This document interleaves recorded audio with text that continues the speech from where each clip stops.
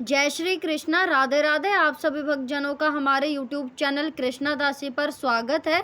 हम आशा करते हैं आप सभी भक्तजन स्वस्थ और मंगलमय होंगे और लड्डू गोपाल जी की सेवा का भरपूर आनंद ले रहे होंगे और उनका आशीर्वाद भी आप पर अपरंपार बरस रहा होगा। मेरे प्यारे भाइयों, बहनों, माताओं व बंधुओं, आप सभी का स्वागत है हमारी फिर से एक नई वीडियो में। तो ये मिली है हमारे लाला से, हमारे माधव से, जो कि देखिए आज इन्होंने ग्रीन कलर की पोशाक पहनी हुई है। कितने सुंदर लग रहे हैं, इनको किसी की नज़र ना लगे। तो फ्रेंड्स, आज के हम इस वीडियो में बात करेंगे कि अपरा एकादशी कब है। ज्येष्ठ मास की कृष्ण पक्ष को एकादशी के नाम से जानी जाती है।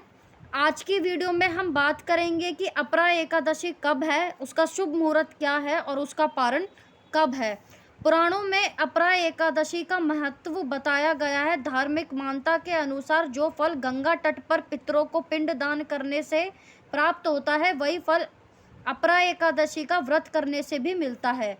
जो फल कुंभ में केदारनाथ के या बद्रीनाथ के दर्शन, सूजी ग्रहण में स्वर्ण दान करने से फल मिलता है, वही फल अपरा एकादशी के व्रत से प्रभाव से मिलता है। अपरा एकादशी यानी अक्षरा और अपरा दोनों ही नाम से जानी जाती है। इस दिन भगवान त्रिविक्रम जी की पूजा का विधान है। अपरा एकादशी का एक अलग अर्थ यह भी है कि इस एकादशी का पुण्य अपार है। इस दिन व्रत करने से कीर्ति, पुण्य और धन यश की वृद्धि होती है। वहीं मनुष्य को ब्रह्म हत्या, परनिंदा और प्रेत जैसी योनियों के पापों से मुक्ति मिल जाती है। इस दिन तुलसी, चंदन, कपूर और गंगा जल से भगवान विष्णु की पूजा करनी चाहिए। अब आइए जानते हैं ज्येष्ठ मास शुक्ल पक्ष में पड़ने वाली एकादशी यानी अपरा एकादशी के मुहूर्त के बारे में। तो अपरा एकादशी का आरंभ 15 मई 2023 को रात 2:46 से होगा और अपरा एकादशी का समापन 16 मई 2023 को रात 1:03 पर समापन होगा। उदय तिथि के अनुसार अपरा एकादशी का व्रत 15 मई यानी सोमवार के दिन रखा जाएगा। 15 मई को सूर्य उदय समय सुबह 5:31 पर होगा और सूर्यास्त का समय शाम 9:05 पर होगा। ब्रह्म मुहूर्त इस दिन सुबह 4:07 से सुबह 4:49 तक होगा और अभिजीत मुहूर्त सुबह 11:51 तक रहेगा।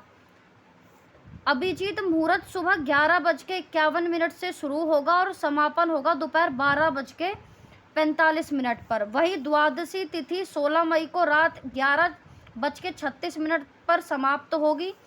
पारण तिथि के दिन हरिवासर सुबह 6:41 तक समाप्त होगा।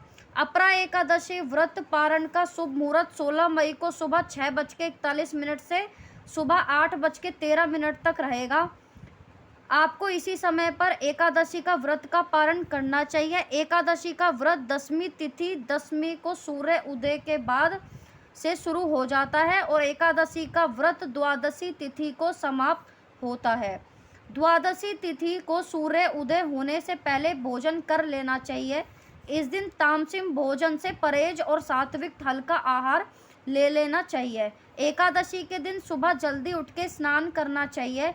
फिर व्रत का संकल्प लेते हुए कहना चाहिए, हे जगत के पालनहार भगवान विष्णु, आज मैं एकादशी का व्रत रख रहा हूँ या रख रही हूँ। मेरे इस व्रत को निर्णय पूरा हो जाए, इसकी शक्ति प्रदान मुझे करना कृपया करके। इसके बाद भगवान विष्णु के समस्त दिया प्रज्वलित करें, गंगा जल से उनका अभिषेक करें, उन्हें तुलसी दल अवश्य चढ़ाएं और गंगा जल से उनका अभिषेक करके तुलसी दल उनको रख कर भोग लगाएं और अपरा एकादशी का व्रत का समान और अंत में आरती और शाम को तुलसी माता के समक्ष घी का दीपक जलाएं।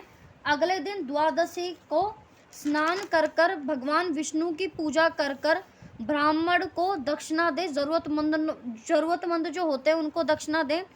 इसके बाद में शुभ मुहूर्त में व्रत खोलें। पारण का भोजन सात्विक होना चाहिए। पारण के भोजन में कोई प्याज लहसुन का प्रयोग बिल्कुल भी ना करें।